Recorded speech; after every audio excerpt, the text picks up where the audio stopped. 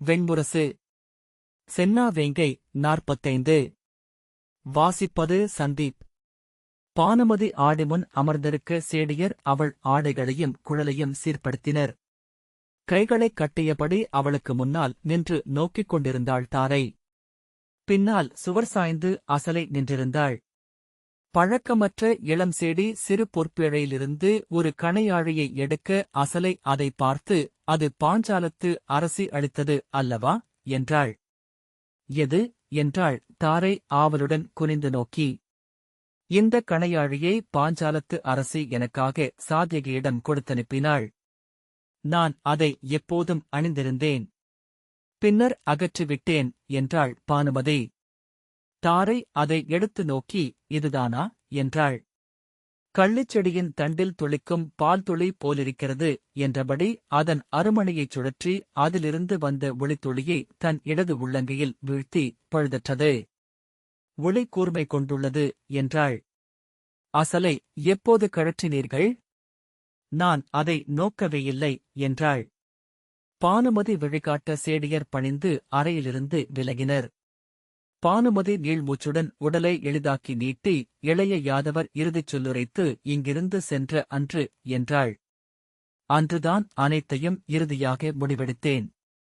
அசலை அதை புரிந்து கொண்டு அமைதியானாள்.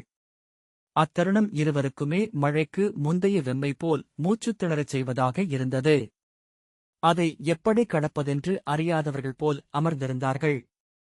தாரை அந்த ஒளிப்புள்ளியையே நோக்கிக் கொண்டிருந்தாள். பின்னர் முன்பு கலிங்கத்தில் ஓர் அரசனின் மாளிகையையே வைரம் ஒன்று எரித்தழித்தது என்று ஒரு கதை உண்டு என்றாள். பானுமதி அதை செவிகொண்டதாகத் தெரியவில்லை. ஆனால் தாரை அதை சொல்ல விரும்பினாள். எனவே எழுந்து நின்று அந்த அருமணியை சாளர வெளிச்சத்தில் காட்டி அதன் குவியொளி புள்ளியை அங்கிருந்த திரைச்சீலை ஒன்றில் வீழ்த்தி, இவ்வாறுதான் அது நிகழ்ந்தது என்றாள். அவள் பெயர் சித்ரிகை. மச்சர் குலத்தில் பிறந்தவள். அவள் குடி முன்பு அரசர்களாக கங்கை வெளியை ஆண்டது. க்ஷத்திரியர்களால் அவர்கள் வெல்லப்பட்டனர். கங்கை நீரை இழந்து உள்காடுகளின் சுனைகளை நம்பி வாழலாயினர். சித்ரிகை தன் தந்தையுடன் மீன்பிடித்து வாழ்ந்தாள். அவள் விரலில் ஒரு கணையாழி இருந்தது. அதில் இருந்து மீன்கண் வைரம் கூரிய ஒளி கொண்டது. மச்சர் குலத்தின் பேரரசியரான மூதன்னையர் அணிந்திருந்தது.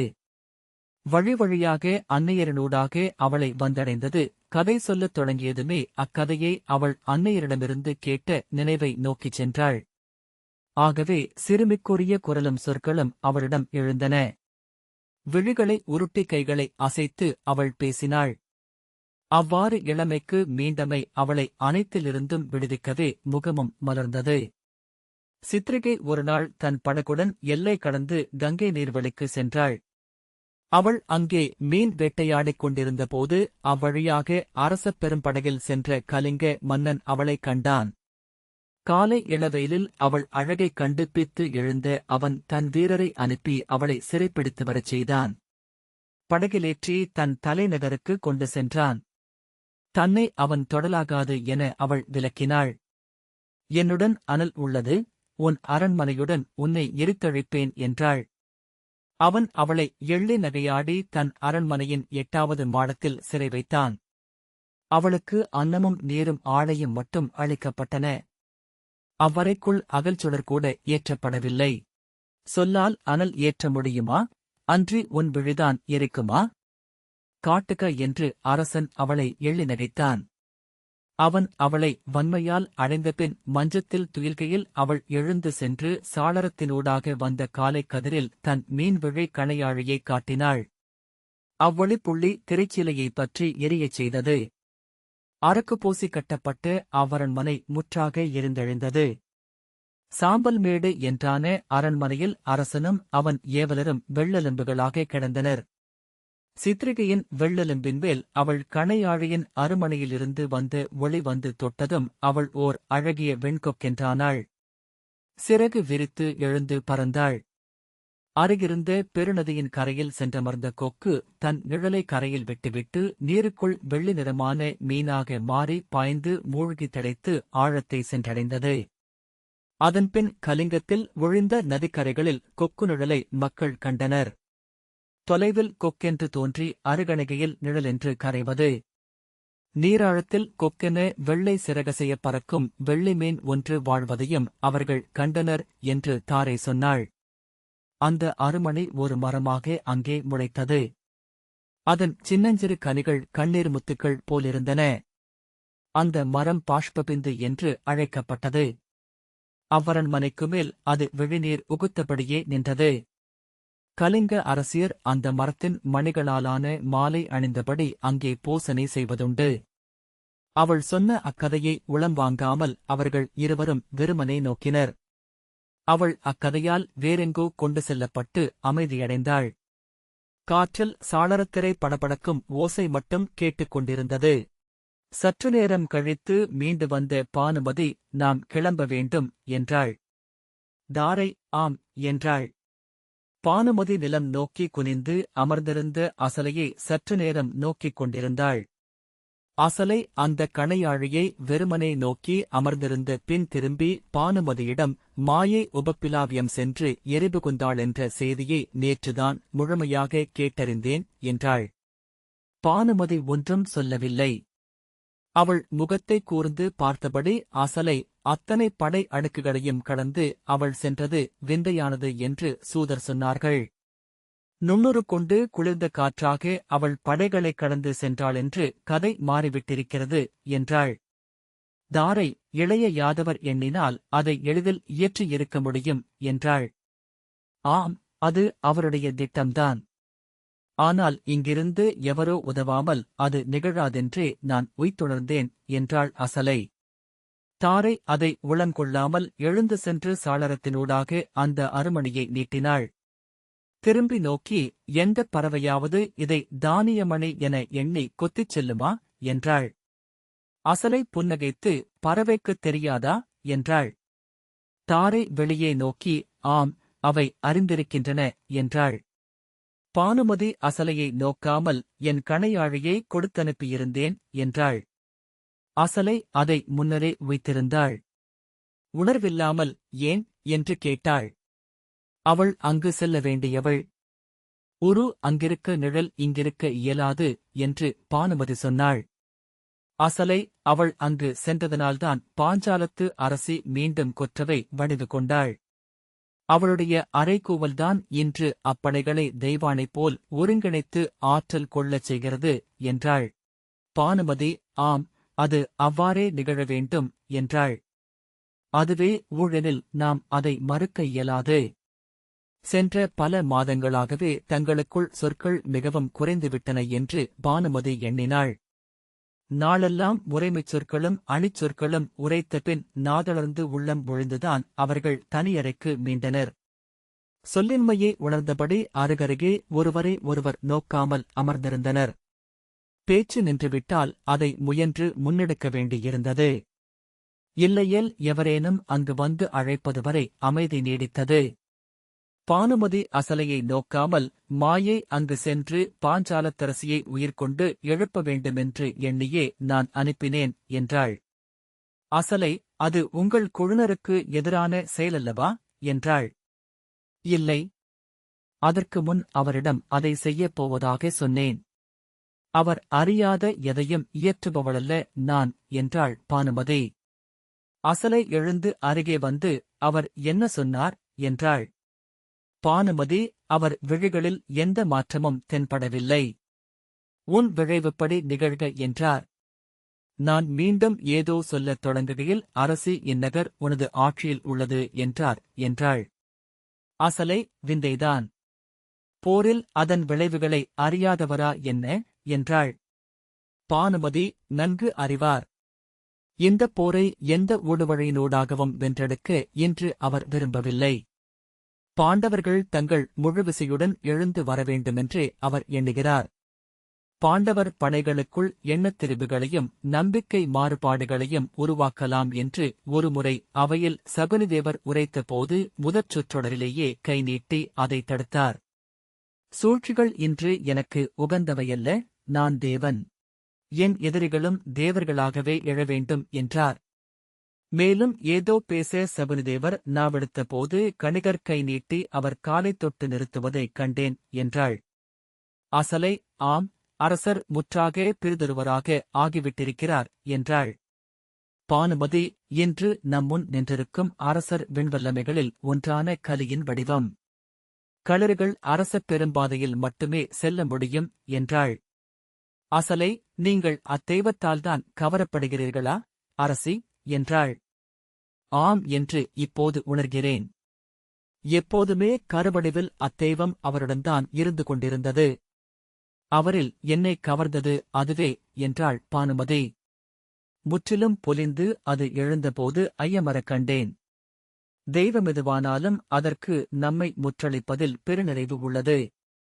அசலை மேலும் பேச விழையாமல் சொல்மாற்றும் பொருட்டு, நமது இளையோன் இங்கு படைப்பிரிவுடன் வந்து சேர்ந்துள்ளான் அக்கையே என்றாள். ஆம், என்னை வந்து கண்டு வாழ்த்து பெற விரும்பினான். அஸ்தனபுரியின் அரசி எந்தத் தனியரசனிடமும் அணுக்கம் கொண்டவளல்ல, அவைக்கு வந்து வாழ்த்து பெற்றுச் செல்க என்று சொல்லி அனுப்பினேன். நேற்று முன்னாள் என் அவைக்கு முன் வந்து வாழ்த்தாழ்த்தி வணங்கி நற்சொல் பெற்று சென்றான் என்றாள். அசலை மீண்டும் சொல்லணிந்து விழிகளைத் தாழ்த்தி அமர்ந்திருந்தாள். முற்றளித்தல் என்ற சொல் மட்டும் பானுமதியின் உள்ளத்தில் இருந்தது. வேறு எவரோ சொல்லி அங்கே எஞ்சவிட்டுச் சென்றது போல, எங்கிருந்தோ தொடர்பிலாது நினைவில் நீடிப்பது போல. அவள், இளையவர் விடை கொள்ள வந்தாரா என்றாள். அசலை திடுக்கிட்டு விழித்து அவ்வினாவை உணர்ந்து ஆம் என்றாள். நேற்று இரவே வந்து விடை பெற்றுவிட்டார் என்றாள். நேற்றே வந்தாரா என்றாள் பானுமதி. இன்று அவர் அரசரை விட்டு எங்கும் செல்லவியலாது என்றார். அவள் பேசுவதற்காக பானுமதி நோக்கி அமர்ந்திருந்தாள். குடித்தெய்வங்களுக்கு பூசனை செய்து கொண்டு வந்த செஞ்சாந்துடன் என் மஞ்சத் தரையில் காத்திருந்தேன். நெடுநேரம் ஆன பின்னர் சலித்து சற்றே துயின்றுவிட்டேன்.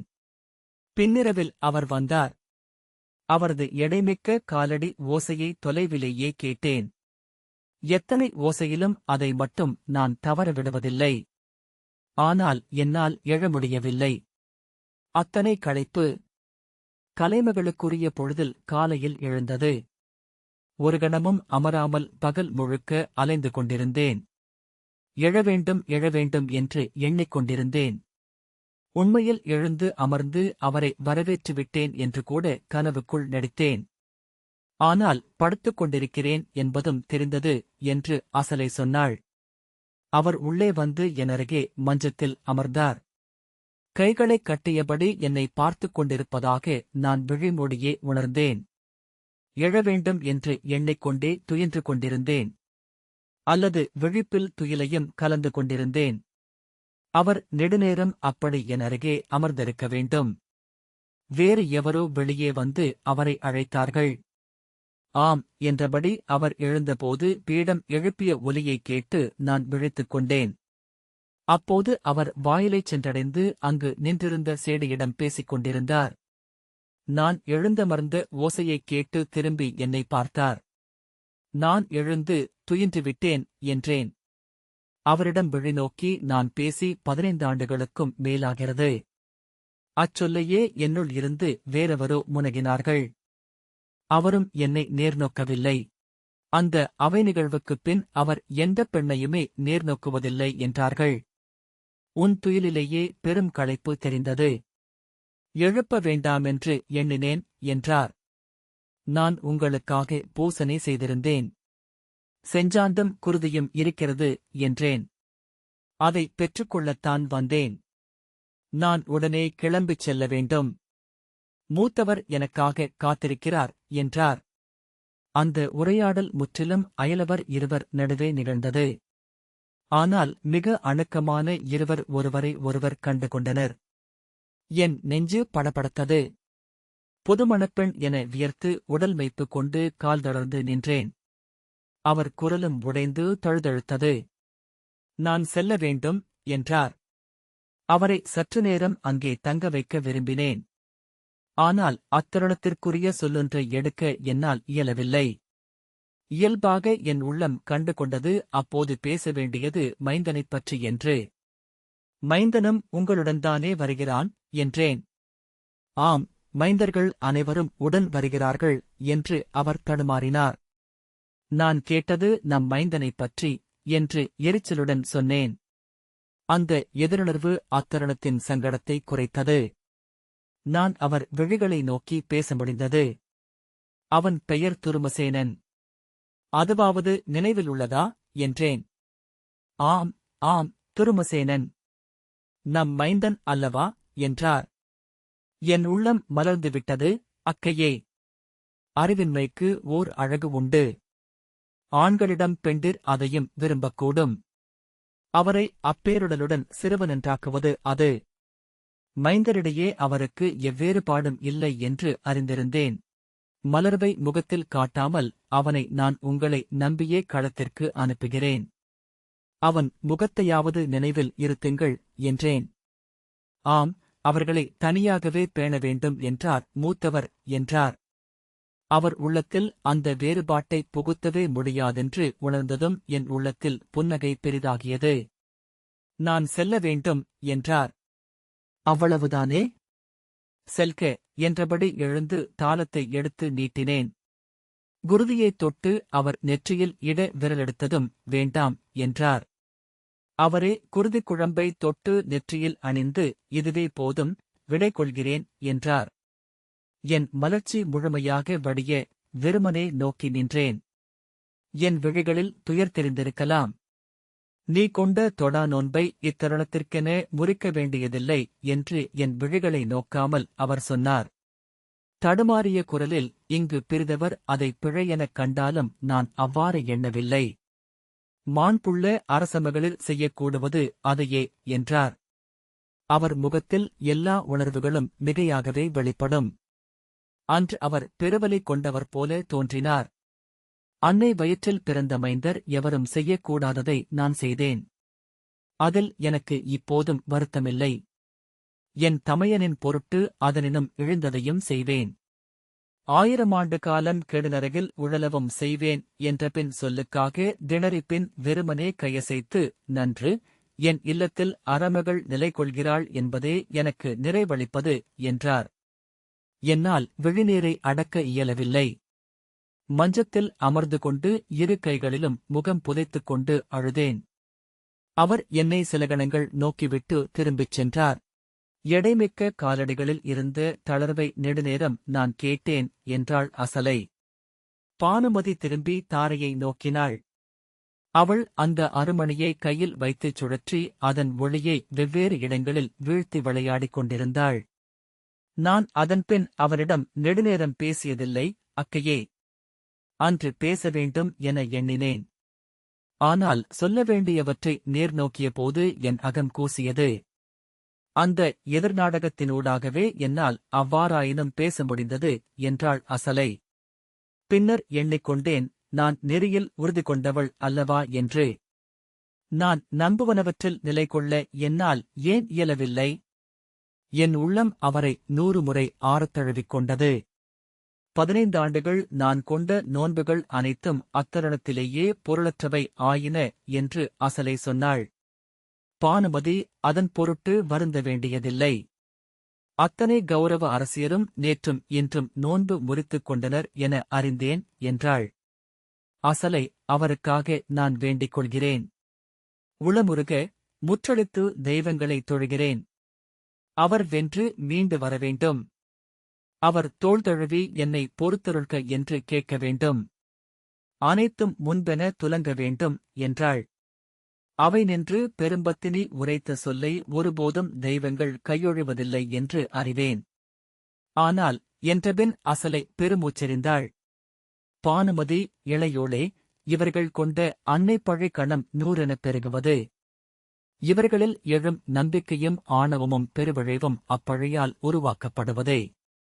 பலிபீடத்திற்கு கனவு நடையில் செல்லும் விலங்குகள் என்றாள். செருகளத்தில் இவர்கள் வீழ்கையில் குடிகளோ வீரரோ கண்ணீர் சிந்தப் போவதில்லை. அணி களைகையில் நாம் மட்டுமே கலுழ்வோம். நம் நோன்பினூடாக அவர்களை நாம் வெண்ணேற்றுவோம் என்றாள். நாம் அவர்கள் எஞ்சவிட்டுச் செல்லும் பெரும்பழையை எஞ்சிய நாளெல்லாம் சுமக்கவிருப்பவர்கள். கைம்பெண்ணென இங்கு வாழ்ந்தாலும் பெரும்பத்தினியின் பழிச்சொல் நம்மை சூழ்ந்திருக்கும்.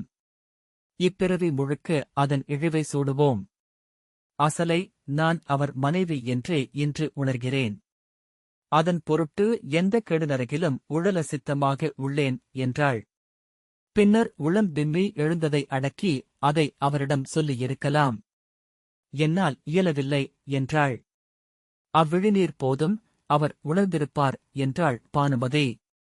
அவர் களம்பட்ட பின் உன்னிலெழுந்த சீற்றம் கொண்ட அந்த பெண்ணும் மறைவாள். அன்பு கொண்ட துணைவி மட்டுமே எஞ்சுவாள். அதன்பின் உனக்கு இத்துயரிருக்காது. இருநிலையே அழல். எஞ்சும் வாழ்நாள் சிறிதே. அதை எண்ணி எண்ணி கடந்துவிடலாம் என்றாள். தாரை அவர்கள் அருகே வந்து இடையில் கை வைத்து நின்று, அரசி, தங்கள் கொழுனர் திரும்ப மாட்டாரென்று உறுதியாகவே எண்ணுகிறீர்களா என்றாள். பானுமதி திடுக்கிட்டு அவளை நோக்கி சில கணங்களுக்குப் பின் ஒன்றும் சொல்லாது திரும்பிக் கொண்டாள். நான் நம்புகிறேன் என்றாள் தாரை. அவை நின்று பழிகொண்ட பெண் சொன்ன சொல் அவ்வண்ணமே நிகழ்ந்தாக வேண்டும். அதுவே இங்கு பெண்ணுக்குக் காவலென தெய்வங்கள் உண்டென்பதற்கான சான்று. தலைமுறை தலைமுறையென பிறந்தெழுந்து வரும் பெண்கள் அனைவருக்கும் நம் மூதாதையர் உரைக்கும் சொல்லுறுதி அது. பிறிதொன்று நிகழாது. பானுமதி அவள் விழிகளை நோக்கினாள். வஞ்சமோ சினமோ இல்லாமல் தெளிந்திருந்தன அவை. விகர்ணன் உன்னிடம் விடை பெற்றாரா என்றாள். ஆம், இன்று காலை என்று அவள் சொன்னாள். இம் என்றாள் பானுமதி. என் அறை வாயிலில் வந்து நின்று கதவை தட்டினார். நான் உள்ளே தாழிட்டிருந்தேன்.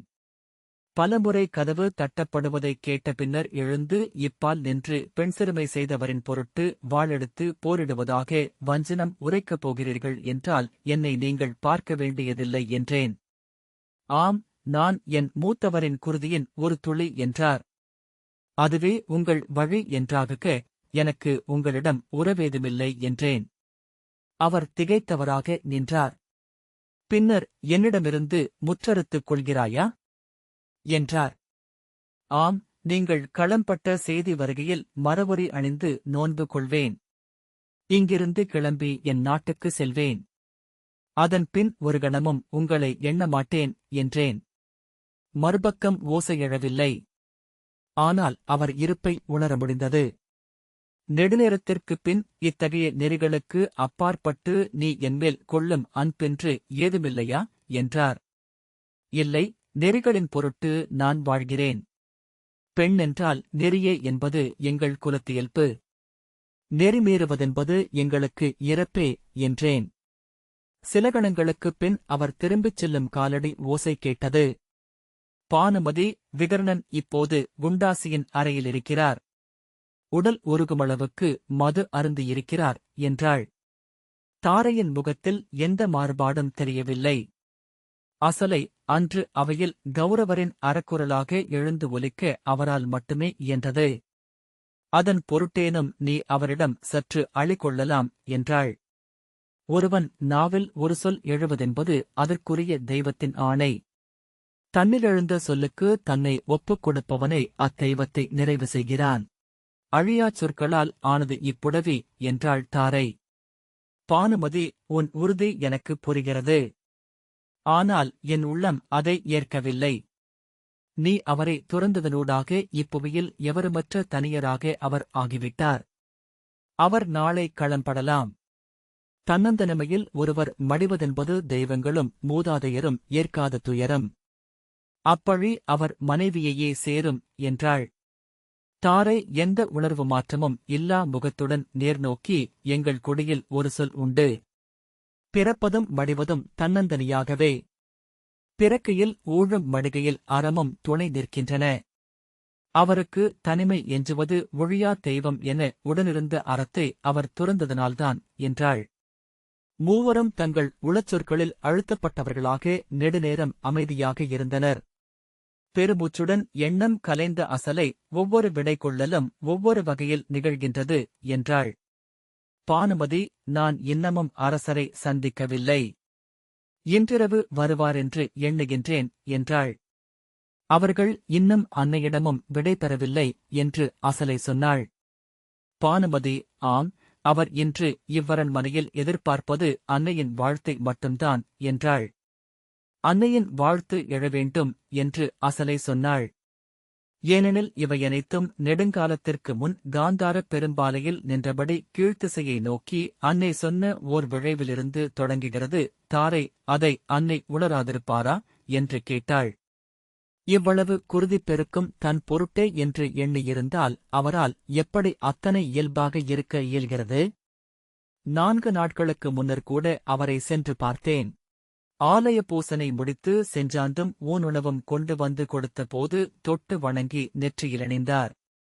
என்றுமிருப்பது போல் அதே முகமும் அதே சொற்களுமாகவே தெரிந்தார்.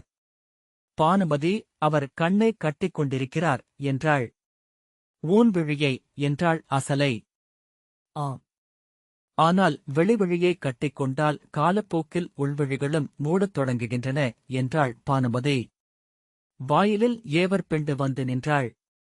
பானுமதி நோக்க தேர்கள் ஒருங்கிவிட்டன என்றாள். கிளம்புவோம் என்று எழுந்து கொண்ட பானுமதி, அந்த கணையாழியை நீயே வைத்துக் கொள்ளடி என்று தாரையிடம் சொன்னாள். இந்த வாசிப்பை கேட்டதற்கு நன்றி.